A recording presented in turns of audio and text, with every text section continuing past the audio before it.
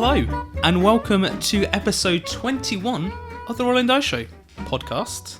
My name is Andy, and I'm here, as ever, with my good pal Richard Smith. Hi, Richard. Hello. It's just us two today. I know, we have no other friends. We literally could not bribe them anymore to come and chat to us. No.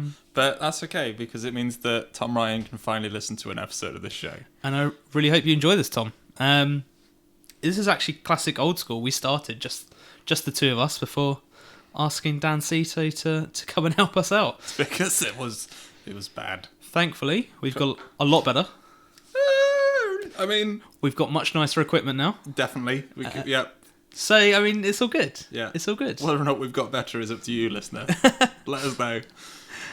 So today's podcast is going to start with something a bit more serious, and then we're going to go into light-hearted hijinks about board games, and it's about this article that's got picked up recently that was posted a few weeks ago, entitled "Tabletop Gaming Has a White Male Terrorism Problem," and it's a serious article, very serious article about how tough it is being a female in the tabletop industry, gaming scene. Yeah. Not even in the industry as in working, just being a tabletop gamer.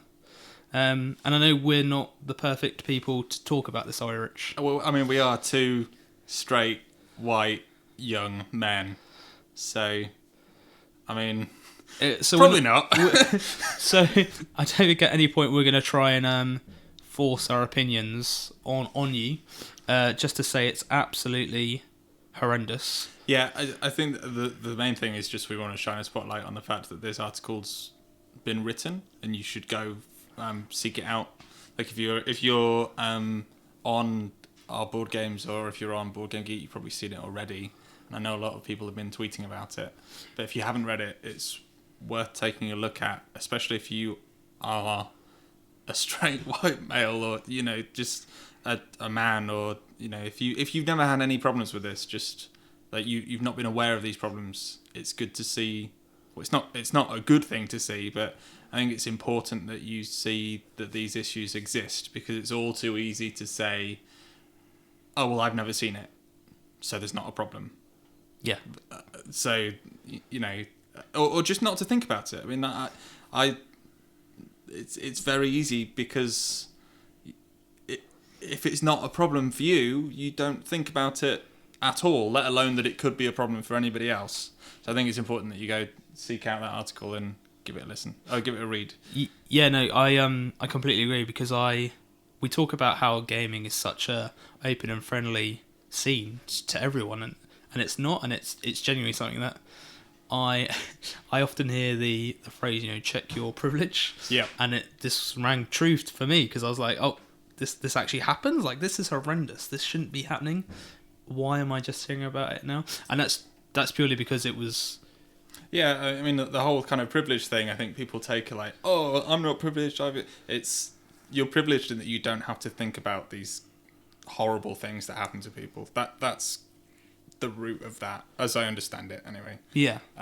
But yeah, I mean, it's awful. If you ever see that sort of behaviour, tell somebody that it's wrong.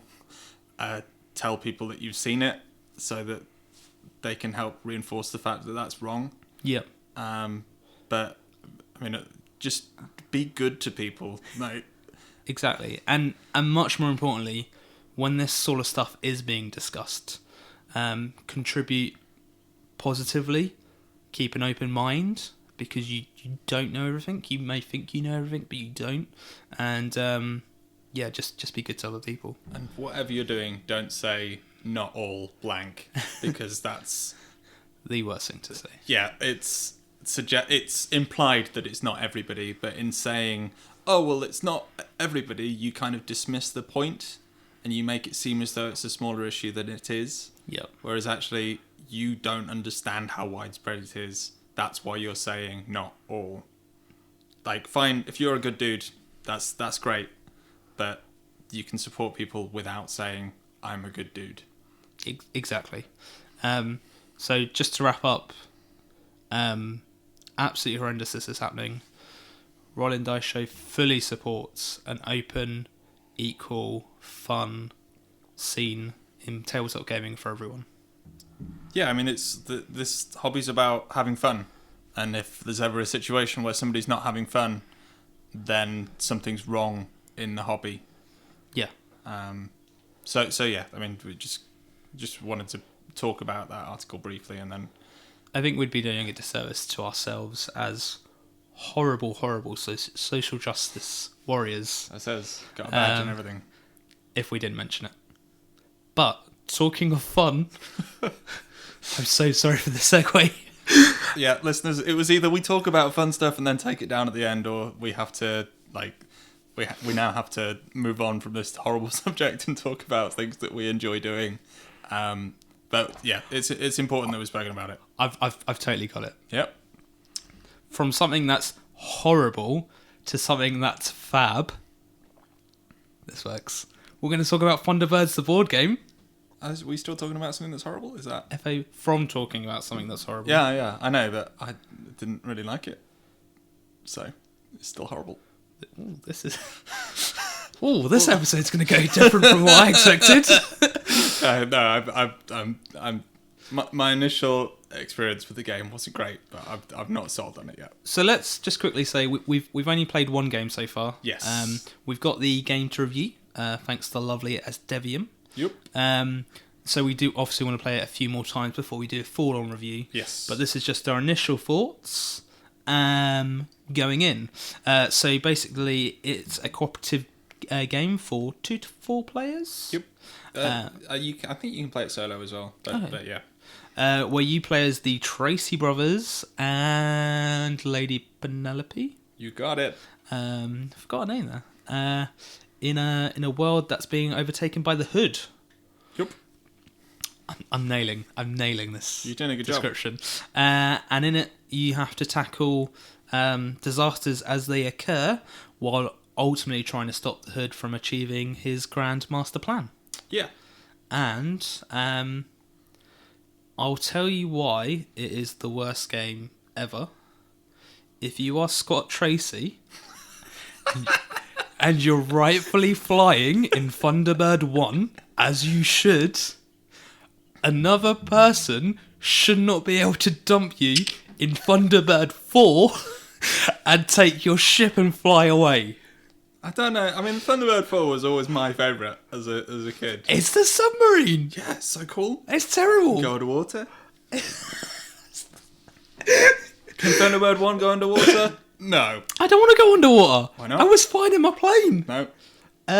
So yeah, halfway through, I think what was upset me most about this is halfway through, I didn't realise and it just happened. We were just like, oh yeah, but if we swap ships, then I can fly here and I can solve this problem. It's great. It's going to help us stay in the game longer. And I was like, no. So yeah, it's a cooperative game. It plays similar to Pandemic in that there's a disaster happening. There's kind of a disaster deck, which is where you get your missions that you need to solve. If you don't solve any of those missions in time, you lose the game. The Hood is also has his own track that he's moving along, that he progresses as you do certain things or as certain disaster cards are flipped. You can see what his next objective is, and you can stop that before he gets there. If you don't stop that before he gets there, then you lose the game.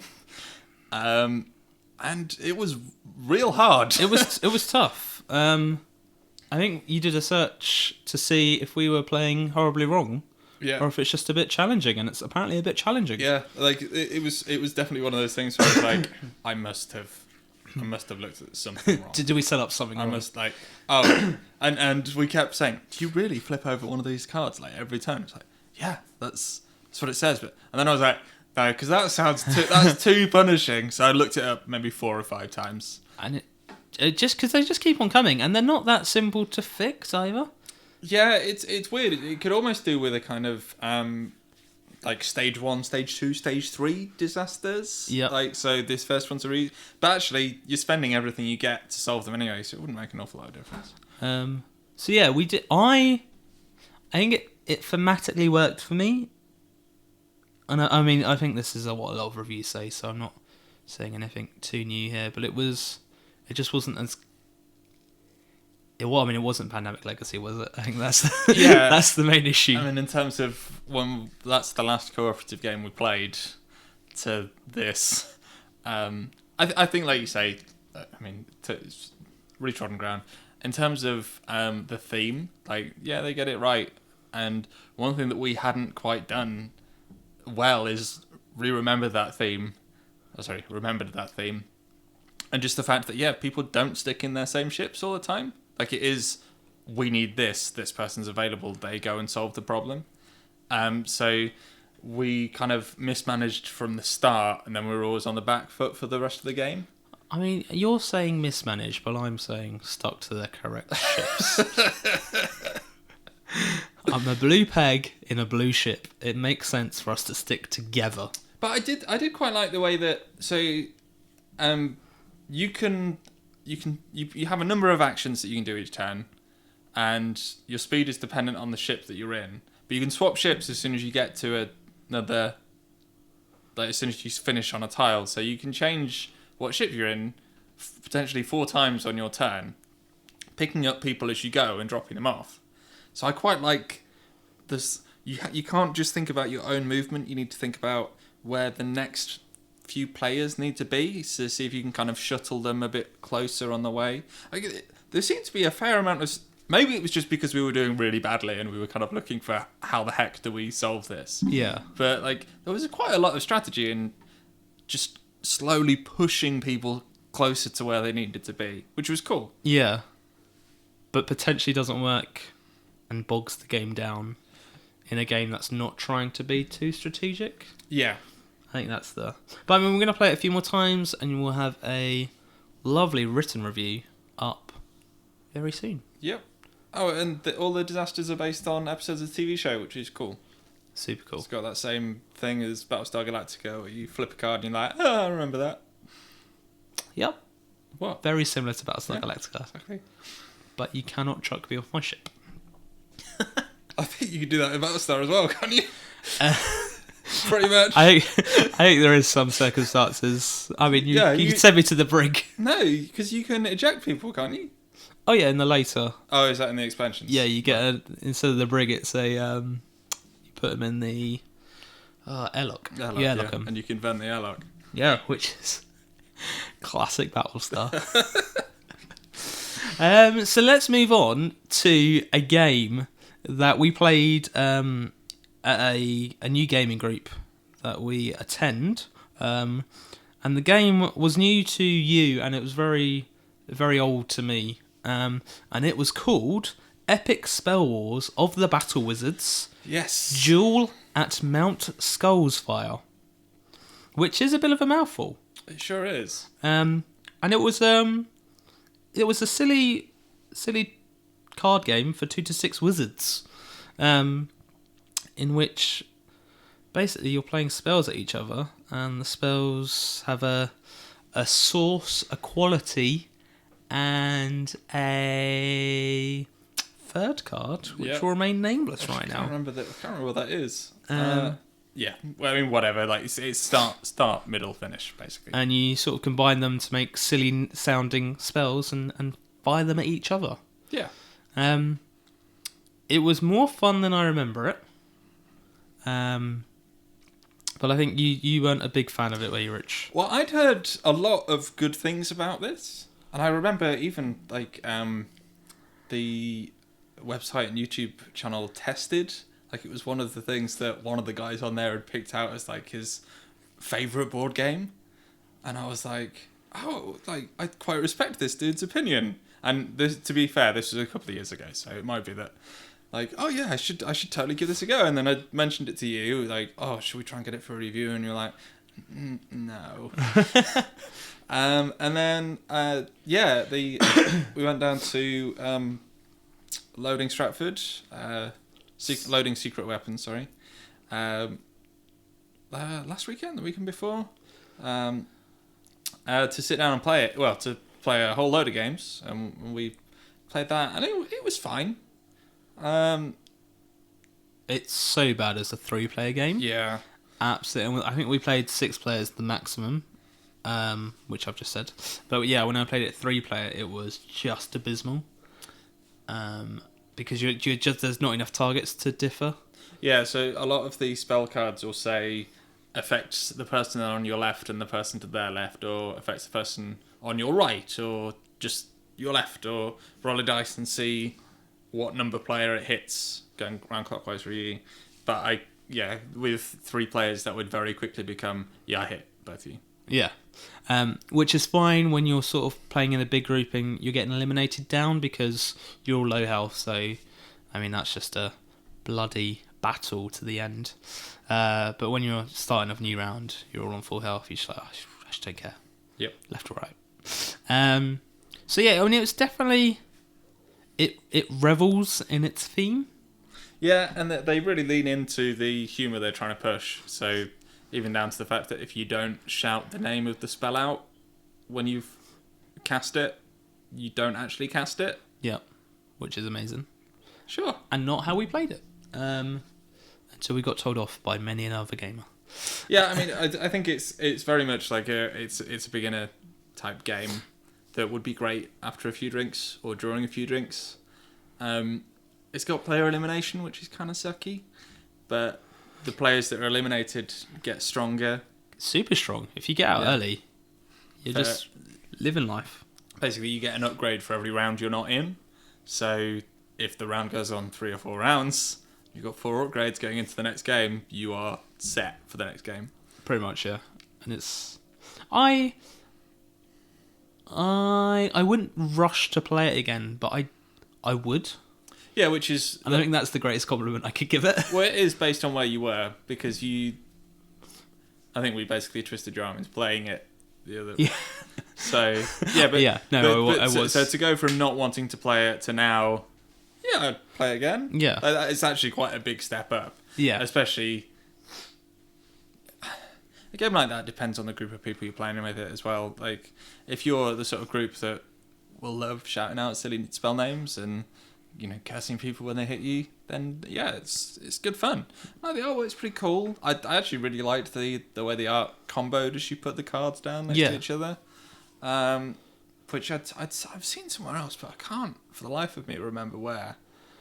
Might be BattleCon that I'm thinking of, but it's a bit different to that. Yeah. But yeah, like it's fine. And I cannot stress this enough. If you're down to picking between this game, Epic Spell Wars of the Battle Wizards, Duel at Mount Skullsfire, or Cards Against Humanity. Oh yeah. Please go for Epic Spell Wars, because I think you'll have a much more fun time. And you probably won't be a jerk. Yeah, I mean, just don't play Cards Against Humanity. Just don't. Don't. We've actually got a very great article. Is it bad if I say it's very great? Since I wrote it. I mean, for one, like, very great is pretty bad English. but also, yeah, because you wrote it. Andy wrote an article a while ago that has a few notable exceptions, like things that aren't on the... Oh yeah, it's an alternatives to Cards Against Humanity, and there's a few things that I think we could add to that list now. Definitely. 'Cause the past few years, we've just had so many stonking party games come out. Maybe I'll write a second one. Yeah. Perfect. Might be worth doing. Just updating it. But yeah, like, you should check that out and see what's on there. I mean, things that like, apples to apples. Like, just play apples to apples with people. It's fine. It's the same game if you really want to play Cards Against Humanity, but it won't upset anybody. Like, don't even do that. Just play Snake Oil. Yes, or Telestrations, or Say Anything, or Spyfall, Fun Employment, or Spyfall, or code names, or there's. Or Game of Thrones, LCG, second edition. Yeah, seriously, we need more people to play with. Please play that game. Yeah, you need 3 core sets, so that's like 90 quid, plus the 4 shatter packs, so that's another 40, say. But the longer you wait, the worse it's going to get. Well, unless you wait long enough that the stuff cycles out. Well, that's years. Yeah, that's years. Don't wait that long. So basically, during our review of Epic Spell Wars, we said don't play Cards Against Humanity. So that's the review. If you can see both of those on a shelf, kick Cards Against Humanity off the shelf, stomp on it a bit. Give it to some uni students in your life. Sure. Let them play it. Sure. You're a mature, witty, wonderful individual. And if you like Cards Against Humanity, then we don't think you're a bad person. We just think you deserve better. Exactly. So enough about our very, very liberal podcast.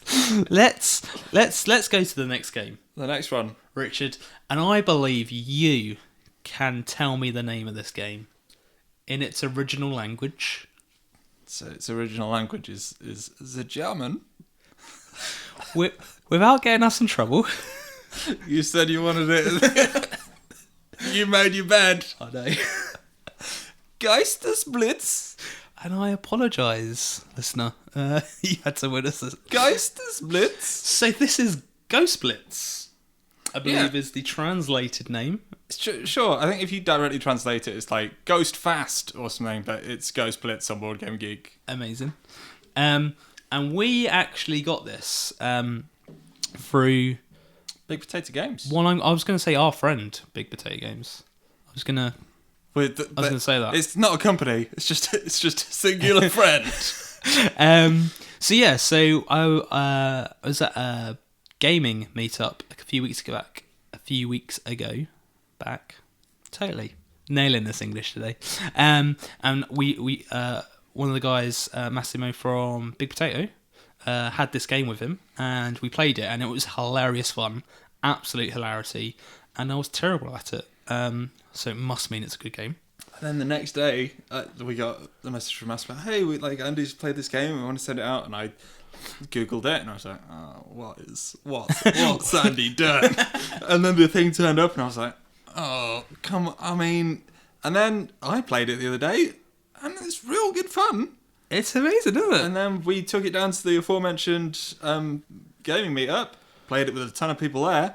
It's a load of fun, and I'm really good at it, which is amazing because I'm really bad at any game with speed. But I got this down to a T. So before we crack on, it's not actually made by Big Potato Games. It's made by a company called, from Germany, Zockzumspielen. Zockzumspielen? Oh, we're going to get in trouble for that. And it's distributed in the UK by Chip Shop Games, which is created by Big Potato Games. Yeah, that's their publishing arm, I think, right? Yeah. So I just want to make that very clear. But it is a fun game of dexterity that Richard is going to explain the rules to.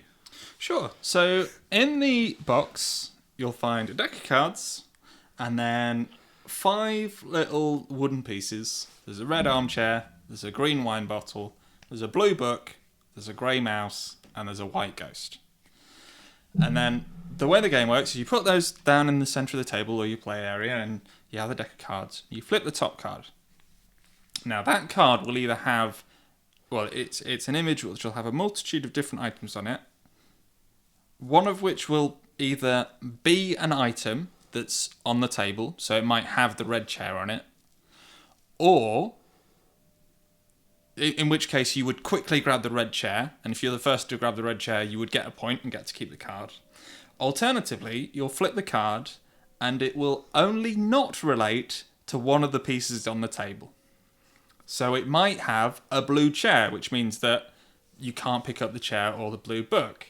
Or it might have, along with, a green mouse, which means you can't pick up the grey mouse or the green bottle. So you'd have to grab the White Ghost? Yes. And that messes with your mind.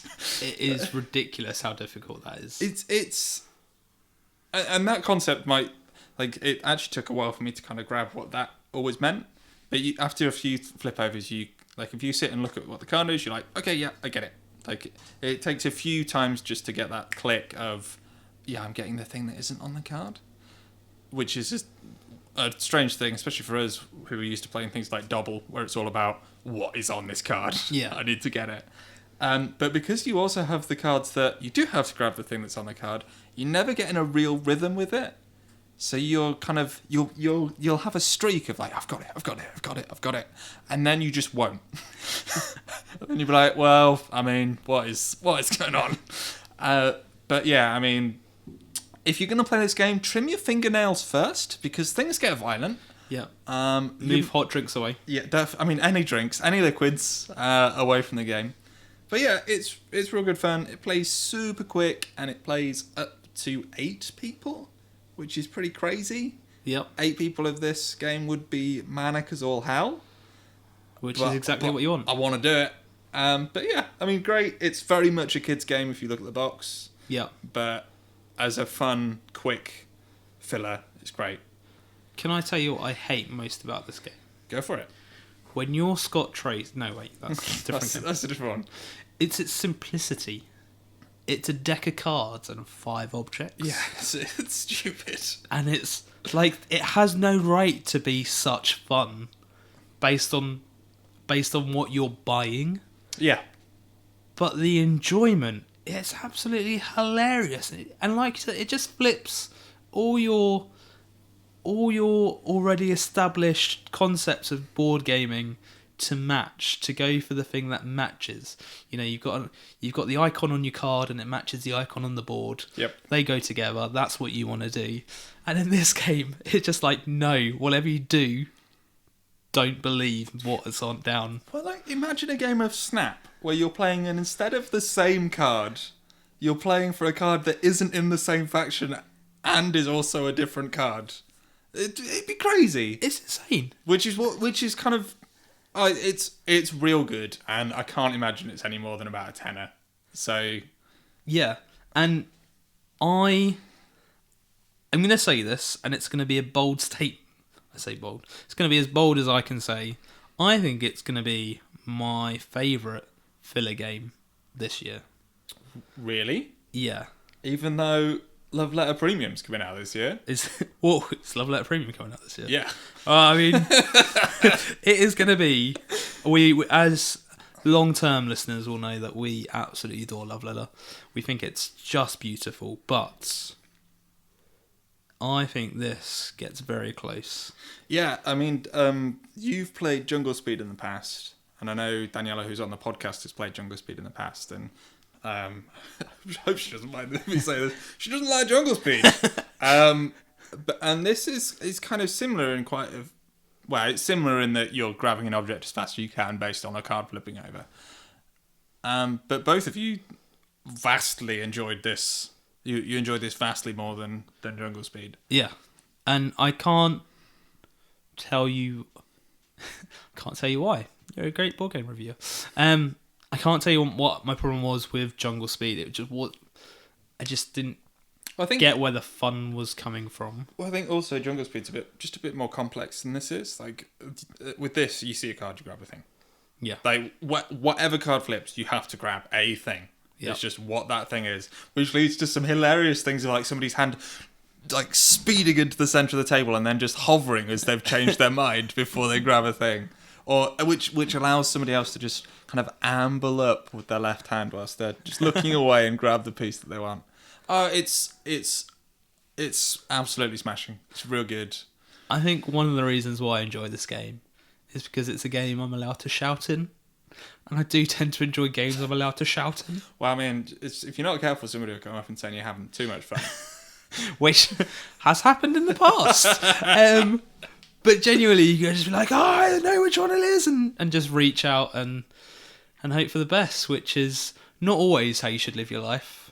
But blindly reaching out in front of you and grabbing the first thing you get. Yep. Sure. Probably not. But in this game, it's actively encouraged. And I had a quick check online. It's £13 RRP, and I think you get £13. Yeah, I think if you looked at purely what the components in the box are, you might come in a manara over that, because like you said, it is so simple. It's 5 wooden pieces, and probably 50 cards or something. But like I've played that game for probably 3 or 4 hours since we got it. Yeah. So fine, I'll pay £13 for that. Yeah, not a problem. And we're gonna play it again, because I can imagine the next time we're at the bar.